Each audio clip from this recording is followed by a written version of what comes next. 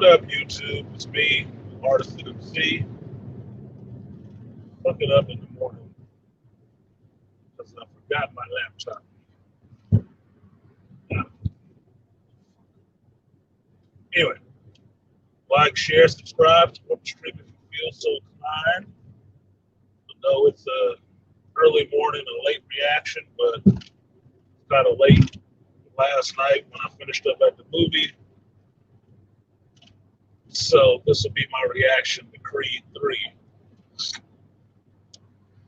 And I will say I enjoyed the movie. I really did. It wasn't a put on. And just to make it clear up front, that's probably burying the lead or whatever. But this movie had no room for Rocky. Rocky had no place in this movie. So all those naysayers who are all pissy and only see this as a Rocky movie, even though from first to third one, it called itself Creed, which makes it a spinoff of Rocky. Not Rocky, spinoff. There was no room for him in this movie. Story didn't have anything to do with him whatsoever. So having him in it, where at one point in the movie, may have been useful. If you've been watching this for 3 movies, if you've been watching Adonis Creed for 3 movies, Adonis Creed is supposed to be his own man now. That means he has to fight his own battles and figure this shit out for himself. Which means he does not need Rocky there to try to tell him how to handle it. He has to handle it himself.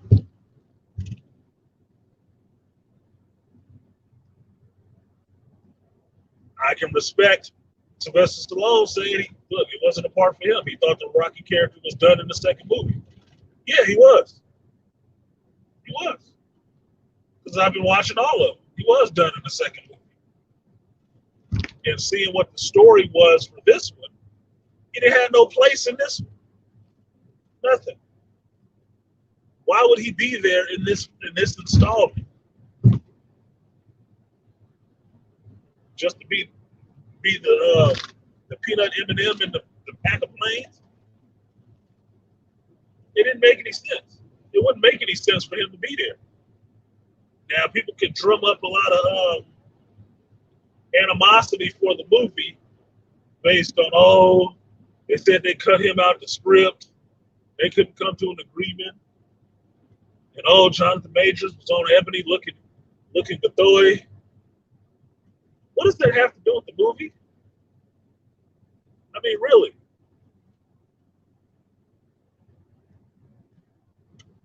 Rocky had no place in this movie. I was fine not seeing Rocky in it, and I like some Rocky movies. I've seen them all. Right?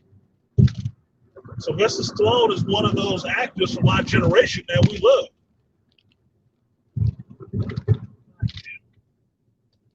One of those action heroes.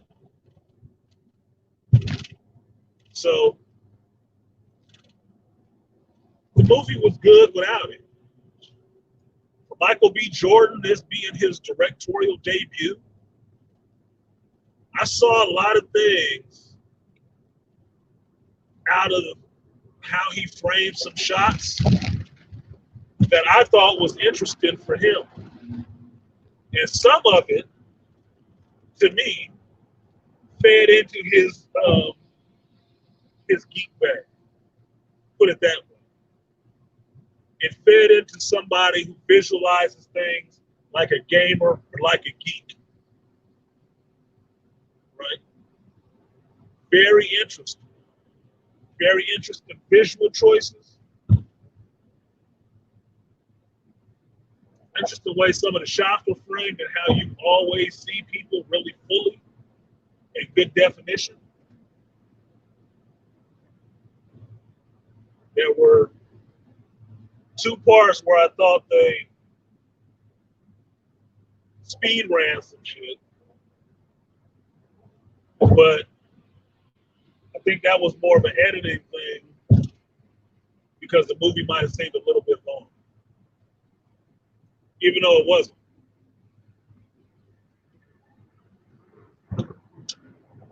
I'd really be interested to see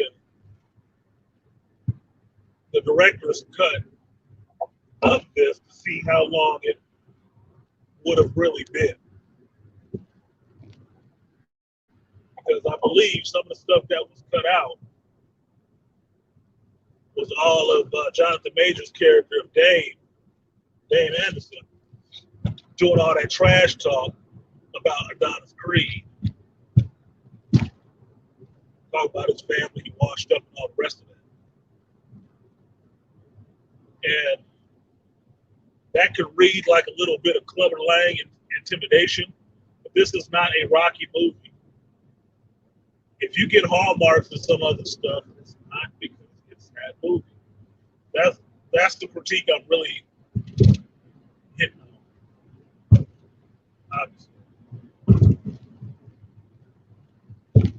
Excuse me. Visually, it looked good. It looked solid. There were some shots that were framed, the way they were framed, like, oh, I want that shot.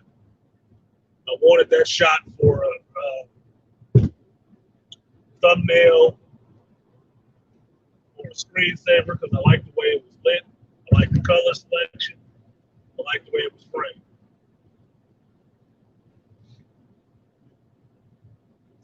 But it's kind of in a crowded house, shoulder to shoulder. Why? So I wasn't pulling out my phone. Excuse me. I was a little bit irritated, but it wasn't taking me out of the movie. And I'm not trying to spoil any of the movie because one, you should go see it yourself. Two, doing a stream tonight with Dr. Tyson and Layman's Journal. We're gonna do a, I'm not sure if it'll be spoiler or spoiler free review of the movie. So I hold some of my powder for that. So you guys can come up and watch that at 5 p.m. Pacific time. But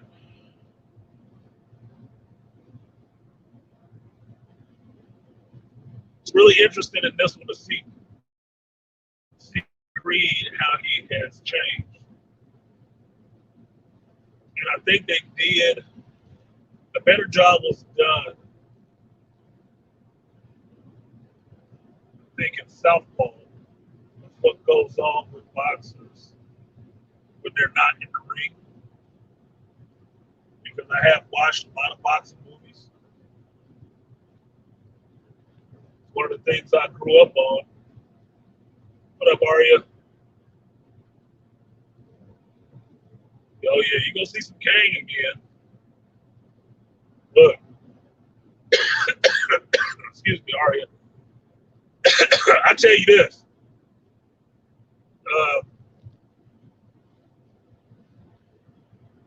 Scott Lang got off light. Scott Lang got off light, nigga. Kang throwing hands. And Dave throwing hands. Scott Lang got off real light. Boy, he got off real light. Lucky you had an ant colony to help you out. God damn. Jonathan Majors is Dave. Dave was in there. I don't know why they didn't just go for it. It's California, no. They could have just called him Dangerous Dave. Could have called him that. I'm sure the rapper wouldn't have been pissed off.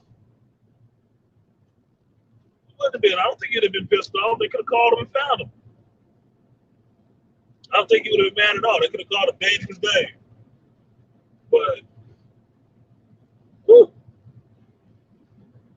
this one, what he was doing was some low-key gladiatorial dirty fight shit. He was, man, he just knew it was on. You just knew as soon as he got in the ring and got that look, motherfuckers was like, God damn, this boy gonna get killed. This boy is going to kill somebody. For real. Yeah, Dave was nice, boy. I still think his straight punch, the way he twists his fingers out and shit like that, looks sloppy as fuck. I still think he looks sloppy as fuck. But as an unorthodox fighter, shit he was doing and stuff, woo, that was some genius. He was fucking motherfuckers up. He was fucking them up. He had that shit beat. Like this motherfucker, look, if Dave was a real person, he can flip out of that boxing shit and go MMA no problem. No problem. No problemo. He could be calling up Dana White right there in LA or Joe Rogan. Like holla. That want an MMA match. I think he'd be able to do. So if you want to compare this movie to a boxing movie, think about it like Undisputed meets Penitentiary with a rocky budget. Try that. Too Sweet came out the pin with some hands. Wesley and Undisputed. Because a dude coming out after doing an 18-year bid, and he came out in shape in California. You didn't have a 23-hour lockdown. Like, holy shit. That's probably the motherfucker you don't want to be punching. You might catch a fucking flashback or something. Woo! He came in there looking like a goddamn warrior, though. He came in there looking like a warrior. There's one scene where he jumped in the ring and I saw how his ring attire changed. I'm like, this nigga got the whole Maximus Aurelius shit going on. Like, oh shit. He came in here to play. I said, they based this on Mike Tyson, right? Woo, he came. So I was liking that. Jonathan Majors to me, once again, I say this about Jonathan Majors, completely different performance. Mannerisms, attitude. Different performance every time. And it's not like it's an overly amazing performance, right? But y'all know me. There's a lot conveyed in the eyes. There is a lot of emotion that we can convey in the eyes, even when somebody is supposed to be a stone cold fucking killer. There is a lot that can be conveyed in the eyes. The eyes and the face in this region is the most descriptive, and it's like somebody being able to do physical comedy with their face, right? Like Jim Carrey. Jim Carrey is so goofy to fucking look at, it makes you laugh because he knows how to contort and work the muscles and stuff like that in his face. He trains to do that in a mirror. Not a bullshit. I know what Jim Carrey was on for a while, right? Jonathan Majors, I think, does the same thing with just his eyes, small inflection in his eyes, how he purses his mouth, how he may shy away from looking at you or something like that. It gives you that impression that motherfucker might go off. But because you have Kane and this character Dave so close together, you can see the contrast. You can see the similarities and you can see the contrast right off the bat.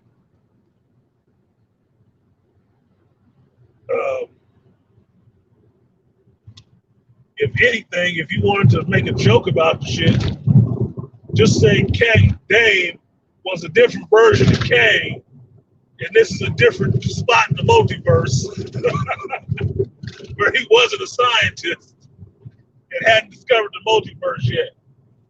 In this one, he was a cool ass nigga from Crenshaw who did a bid. Put it that way.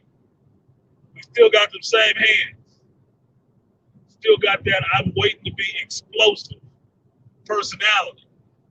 Like, you know something's about to go down with this motherfucker. It's not about to be good. Now,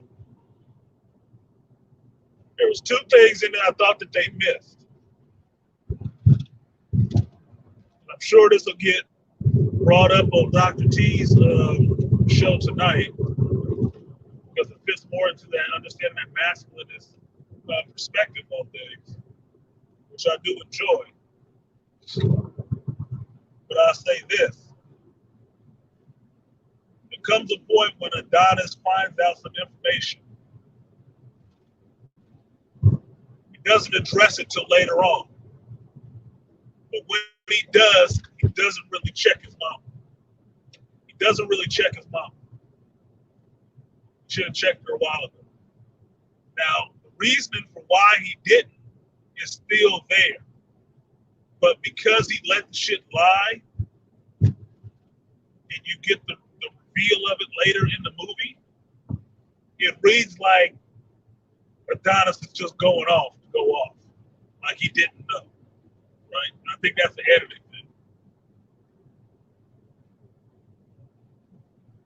thing. Now, I will say in this movie, you will see everybody is dealing with something. Everybody's dealing with something. And here's the thing in this movie. Only one person in this motherfucker is struggling. Only one. And it's dang. But everybody is struggling with something. How many movies do you see where you got a handsome, intelligent, well-off black father with his family, his wife, and his child? Being a good father to them. Being a good husband. How many movies you see that shit in? Trying to help the next generation to achieve the heights that he already achieved. I'd have paid some real money to see Will Smith pop up in this shit. I would have. I think that would have been good. Post slap. Will Smith played Muhammad Ali. You know how to throw it right across the nut or something. Shit. That Will and Michael B do a movie together, do a boxing movie together.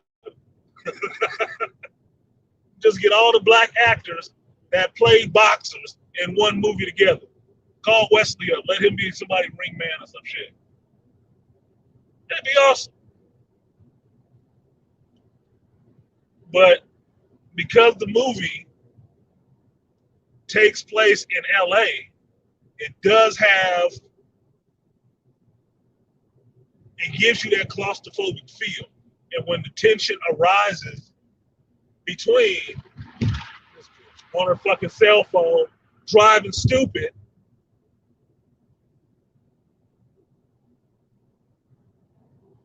fucking hell, all in her phone. Eyes down, one hand on the wheel, and she ain't driving good with either one of them.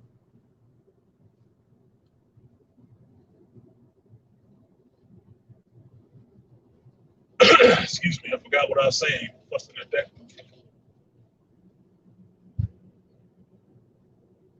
Why Majors couldn't be Black Panther? That was a big miss. Look, I told y'all, Majors was my pick to replace Chadwick Boseman. He was my pick. I said that way back when.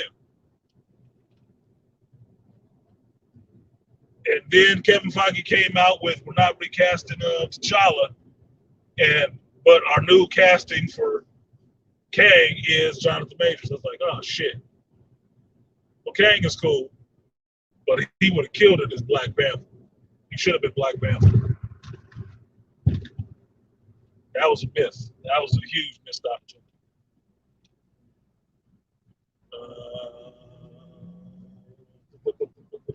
Already say convey all kinds of emotions, thoughts with your eyes. Yes, give someone the right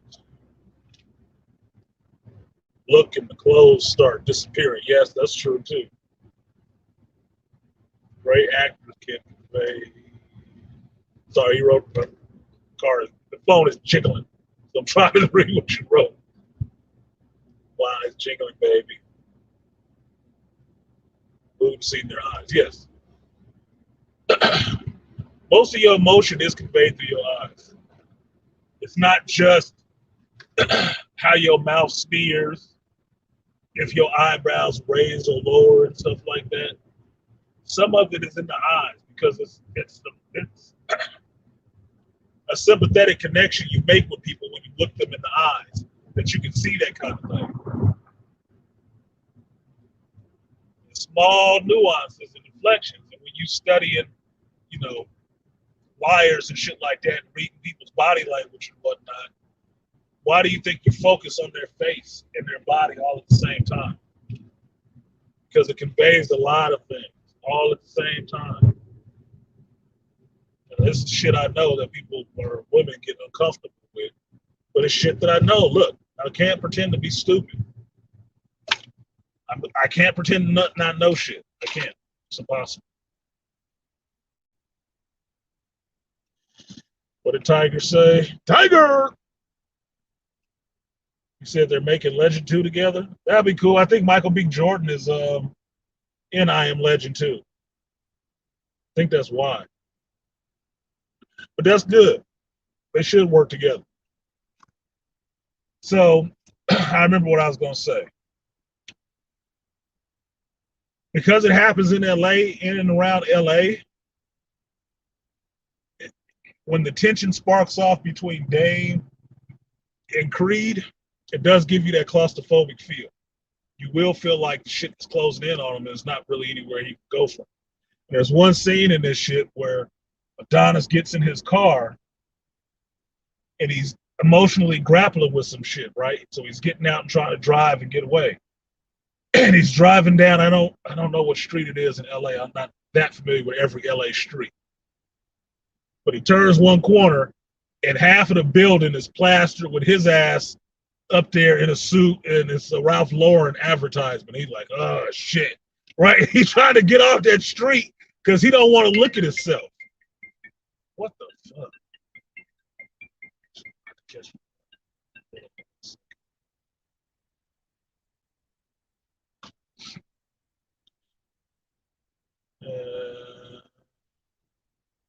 What up, P-Dubs? Pragmatic in the building. Said, greetings. Thank you. Somebody said hello to the host. Saw Creed 3 last night. Great film. Yeah, I thought it was. I thought it was a good film. I mean, look, I'm judging this on a directorial debut sense. How good is it supposed to be? What level should it hit on a directorial debut? Right? Because I can tell you this. The level of criticism that's going to be leveled at Michael B. Jordan for this movie is nowhere near the level of criticism that was leveled at Elizabeth Banks for making Charlie's Angels or Cocaine Bear. I don't think it would be leveled at Olivia Wilde for doing her last movie, Hush Baby or whatever the fuck it was called. Don't think it will be. I don't. I really don't. I think the criticism on this one will be harsher because, you know, this culture right now, they say one thing out of one side of their neck, and out the back of that motherfucker, they talking about how you culturally appropriated or took something from their asses. That's why they keep trying to throw the Rocky movie title on a Creed movie and get you whooped up that he replaced. Oh, Rocky's not in it. That's terrible. I don't want to see this shit then. And fucking Rocky movie is. And how many Rocky movies have you had? Sylvester Stallone could do another one, and he didn't want to, did he? So what is you pissed off about? That's like motherfuckers mad because George Lucas did a remastered version of his own fucking movie. Story he wrote, produced, directed. And you mad that he made an updated version of it.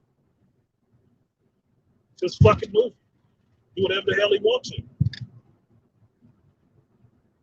So could Stallone. So could Stallone.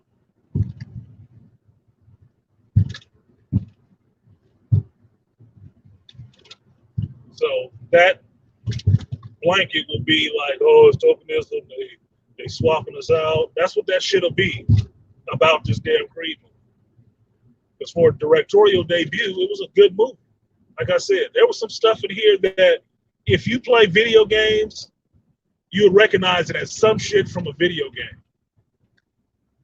That visually, you're like, damn, that's what was missing.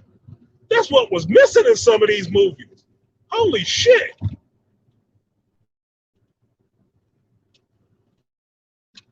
Another time you'll see it, it's like, I've never seen that before.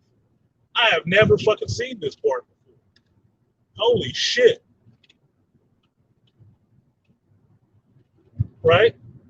Another point, you can take Sherlock Holmes, right? With the visual style of showing how the fight works. Because I can tell you this, I like the camera in close in a boxing movie. I do. I do like the camera in kind of close. Now, if you're somebody like a Clint Eastwood who boxed and really got a love for boxing and stuff like that, you might want to see some of the footwork and shit like that, right? But in general, you want to see what's in the mind of the fighter. You want to see what's in the mind of the fighter. Because there's nobody going to be there if the main story is about the fighter. He boxed him. The fuck was with all this goddamn traffic? Jesus Christ.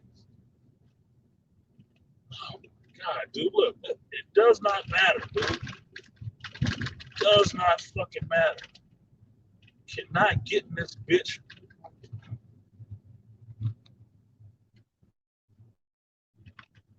It's fucking stupid.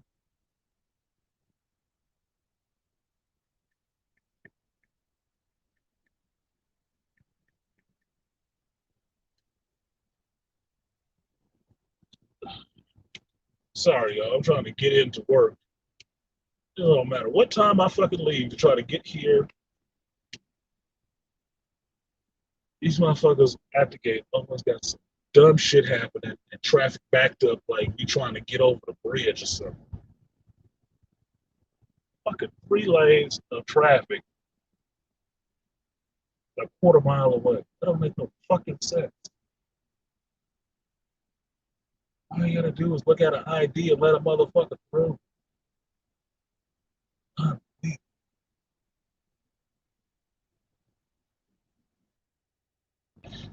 Kamehameha. Shit, it wasn't even that. Look, there's a scene in this movie I thought was so awesome. And it could have been partly CG and partly slow-mo. But he punched that boy, and you saw the slow motion spit fly out his goddamn mouth. Saw that shit trailing off like a drug addict slobber, like you know, you've seen it in movies played up, right? To give you a little effect. But this, and then just seeing the sweat get punched off a motherfucker body, oh my God, that shit look awesome. That shit looked awesome. Tiger in here, he gave him a tiger. He gave him one, boy. Like, oh shit. But being able to be that close in the action, in camera, and then with some enhancements, that shit made it awesome. It's like how they did the Blade movies where they showed him using super strength, that you could have two people fighting each other that are supposed to be super powered, and you can see it happen in 1 second and gone in the next second and never cut away. Blade 2 was a pivot for that shit. Let you see how it looks. That it can be seamless. You can have somebody fighting in a scene, use powers, enhance the fight, and then get back to regular shit, and it never have to cut away. That shit was awesome.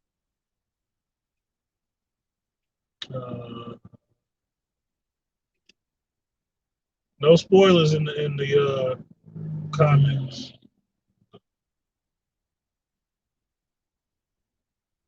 Giving your backup some views. Appreciate you, Arya. Yeah, I streamed on the backup channel too. I probably shouldn't have did that. I want to leave the backup channel geek related, but this was a review of a movie, so I threw it up on both, but I probably shouldn't have. I should have left it just geek related. Oh yeah, the criticism will be harsh on this one because it's a film directed, written, and starring black men who are portrayed as strong and heterosexual. Yeah, there wasn't no rainbow agenda. Women can be happy in this shit, but there ain't no rainbow agenda in this shit at all. Written, directed, I think produced by the actor himself, and he's the one directing. Right? I was surprised to see Keenan Coogler on this shit. Right?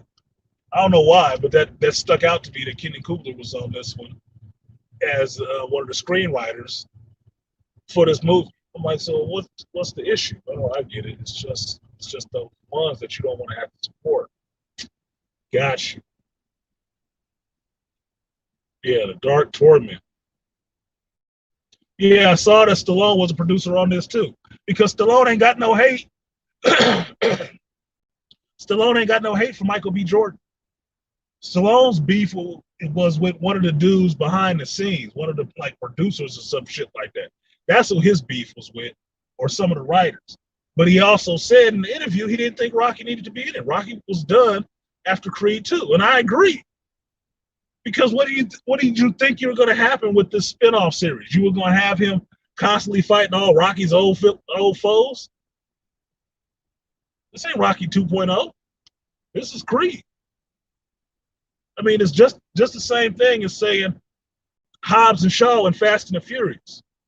Why am I excited for a Fast and the Furious movie, but I still want to see a Hobbs and Shaw number 2? Because Hobbs and Shaw ain't Dominic Toretto, bitch. It's not. It's not Vin Diesel. And I'm fine with that. I want to see The Rock and Jason Statham get out there and be that, buddy odd couple shit. Getting in the will come back. I really would. Most people would. And he don't need to come back in a Fast and Furious movie. He needs to come back in a Hobbs and Shaw movie because that's a character from the Hobbs and Shaw franchise, not from the Fast and Furious franchise. That's why.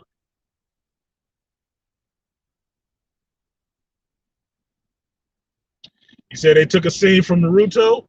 Look, this is why I'm saying, I'm not trying to spoil shit, Frank, but this is why I'm saying you can see that if you know that Michael B. Jordan is a huge geek and probably a gamer, you can see stuff in this that is visualized the way a geek who is a gamer and an anime head sees things. You can see that. You can see it right off. But that is the director's vision coming through, which brought something fresh to a genre. How many goddamn boxing movies have you seen? How many? How many boxing movies have you seen? How many of those people making those boxing movies were fucking gamers? Anime heads. How many of them? Name them. I'll help you out. Probably Michael B. Jordan. Probably the only one. And he brought that into how he filmed the scene. Not surprised. And yeah, the soundtrack was on hit. Soundtrack was on hit. Because if you think about it, it kind of gave you that feel of the first Black Panther. Kind of gave you that feel. Kind of that setup. right? But the soundtrack was lit, and I appreciate that. Cause shout out to them for using um, some Nipsey, giving Nipsey some shine. That was respect. That was a lot of respect right there. A lot of respect. I ended up bopping in the theater to that shit. Fucking Jonathan Major's character Dame is from Crenshaw, and when he comes to the ring, he playing Nipsey Hussle. Last time that I checked, I was in there like, oh shit. No, they didn't. Gave Nipsey some shine. I appreciate that shit. That grounded that shit in some LA stuff. What? Did we need Rocky out there for that shit? Nope. Not at all. Not at all. So I enjoyed the movie. I really did. Would I see it again? Yeah, I would watch it again. I would watch it again. It's, for me, I usually grade movies on what kind of day I would watch it on. In this one, did I leave the movie amped up like I wanted to jump in the boxing ring and learn to throw some jabs and stuff like that? No, that's not the kind of movie it was. But I did appreciate the triumph of this character and his relationship with this guy, how it tested him. But they came away from this shit understanding this is a man. He is a man. He is not the boy who came to his mama, the trouble boy who came to his mama and looked for a mentor in Rocky to teach him about who his father was and who he is. He's not the guy who's out there fighting his battles for his mentor, his father figure. This is a man figuring out his role, his route himself. Yeah, he got people in his corner, but they ain't fighting his fights for him. He's fighting. He the one who got to get up off the mat every time when he get knocked down. He got to be his own corner man sometimes, and that's what you saw. And in a sense, people understanding to let each other grow up and take accountability. Which, you probably would hear people fucking mention. Take accountability for the shit that you do in life. A lot of it is you. Because you're the only motherfucker there that don't change.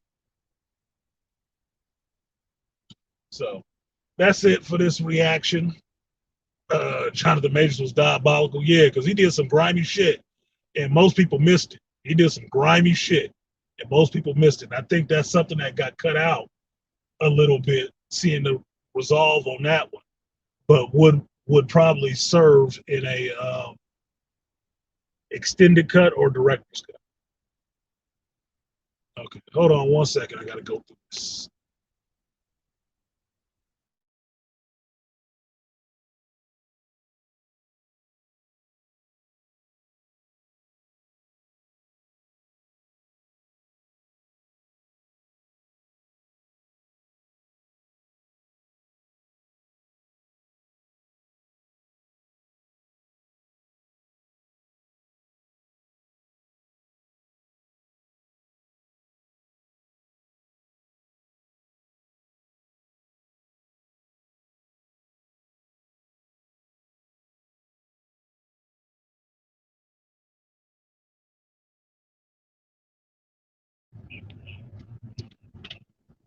It's like I fucking thought. Some people don't need to be working a post. Some folks do not need to work in post because they don't have the mentality to do the fucking job on the post. Fucking hell. Holding up the whole fucking line so you can have a conversation with somebody standing next to your ass and not focusing on doing your goddamn job first and not looking at them while you conversate.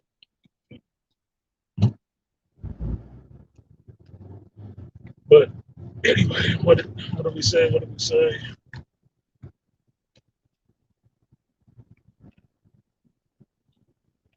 So shoot, that made me really want to see it. All I know is that it's an awesome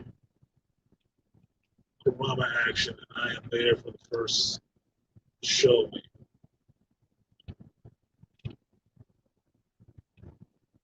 Michael B. Jordan mentioned in interviews that he added some anime elements. I don't doubt it. He a big anime fan. Look, nigga, if you figure out a way to work a Vegeta costume into a movie, you is a geek, sir. You are such a fucking geek. I'm fine with that. I'm fine with that, by the way. But goddamn it, your geek is showing. You flying your geek flag proud. You and Vin Diesel ain't fooling nobody. Y'all ain't fooling nobody. And you ain't trying to fool nobody. Vin Diesel was for a while. Your ass ain't trying to fool nobody. And I'm fine with that.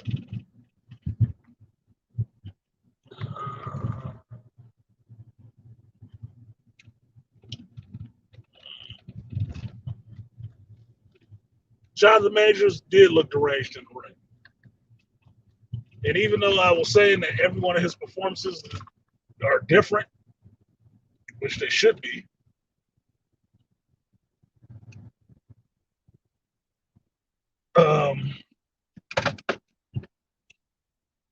I could say it was partly between Kang and Last Man in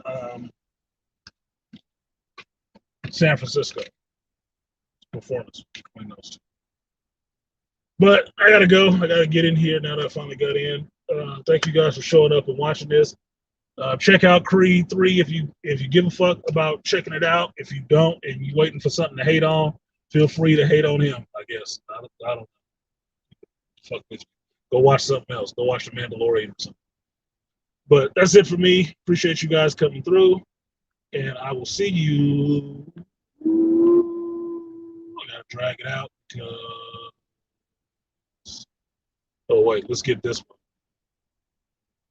Put it. That's not.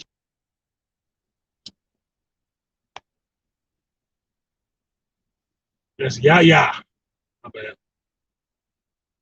My bad. My bad. My bad. Come on, stop fucking dragging. See you guys next time. Peace.